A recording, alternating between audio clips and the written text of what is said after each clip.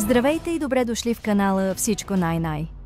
Ако обичате мистерията, древната история и легендите на България, натиснете бутона за абонамент и камбанката, за да не пропускате нито едно видео, а ако ви харесва това пътешествие във времето, не забравяйте и да харесате, за да подкрепите канала. Днес ще се потопим дълбоко в света на една от най-древните и могъщи богини на Тракия – Бендида.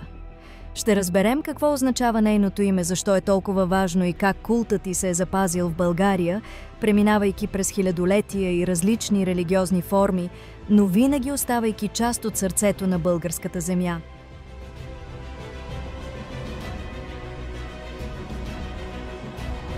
Името й Бендида се превежда като свързващата или съединяващата. И това име не е просто символ, то е същността на космоса в очите на траките. Представете си сила, която свързва всички елементи на света – небето и земята, живота и смъртта, хората и боговете. Бендида е мостът между смъртния свят и света на боговете, връзката, която държи живота и природата в баланс. Някои изследователи вярват, че тя е първоизточникът на всичко живо, централна фигура в тракийската митология, а нейният култ е предвестник на всички следващи практики, свързани с великата богиня майка. Траките вярвали, че Бендида се е родила сама, чрез самозачатие, и е родила своя син, богът Слънце, известен като Дионис, Сабази или тракийският конник. Тази майчина и синова двойка е сърцевината на религията на траките и символизира вечния цикъл на живота, смъртта и прераждането. Синът е еманация на жизнената сила и светлината, а майката е пазителката на тайната на живота и космоса.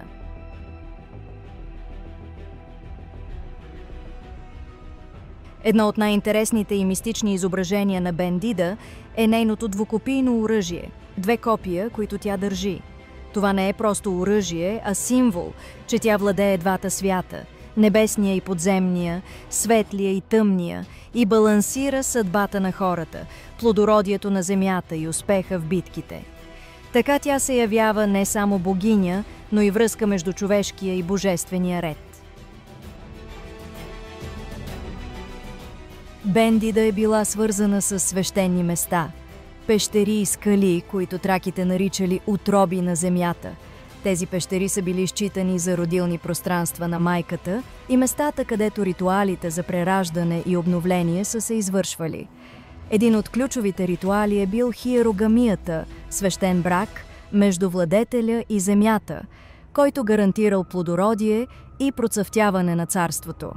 Представете си царят-жрец, който влиза в пещерата, за да се прероди символично, така че животът на народа и природата да бъде в хармония, а благоденствието да продължава. В България има множество доказателства за този култ.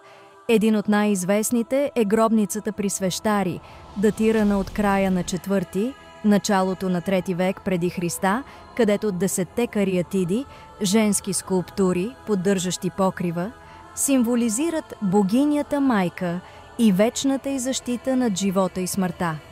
Те са като вечни пазителки, стоящи над човешкото пространство и напомнящи за свещеното значение на женското начало и плодородието. Друг важен обект е храмът на Кибела в Балчик, където тимпанът и свещеното дърво пиния играят централна роля в обредите и ритуалите, свързани с богинята майка. Там мистериите и символите са били централни за духовния живот на траките. В Странджа и Родопите има множество свещени пещери и извори, които са използвани за обреди и мистерии, някои от които са запазени и до днес, а други са интегрирани в християнската традиция. Легендите разказват, че в тези пещери се случвали чудеса, пророчества, изцеление и срещи с духове на предците. Вярвало се, че извори, посветени на Бендида, могат да лекуват болести и да носят плодородие.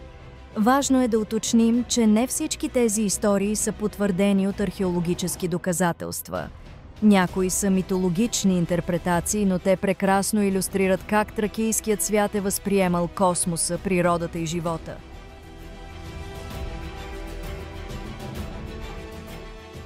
След залеза на тракийската цивилизация, култът към Бендида не изчезва. Той преминава в християнския контекст, като най-ярък пример е Света Марина. Нейният празник на 17 юли съвпада с времето на древните бендидии, а много параклиси на Света Марина са построени върху старите тракийски светилища.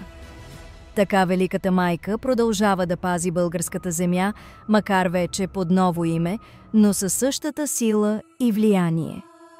Археологическите проучвания показват, че траките са почитали и други богини-майки, чиято роля е свързана с плодородие, вода и цикличността на природата. В гробницата при свещари и други подобни обекти се намират орнаменти и символи на живот, смърт и прераждане, а някои изследователи свързват Бендида с орфизма – мистичното учение за безсмъртието, което е формирало духовната елита на Тракия. Бендида е повече от митична фигура.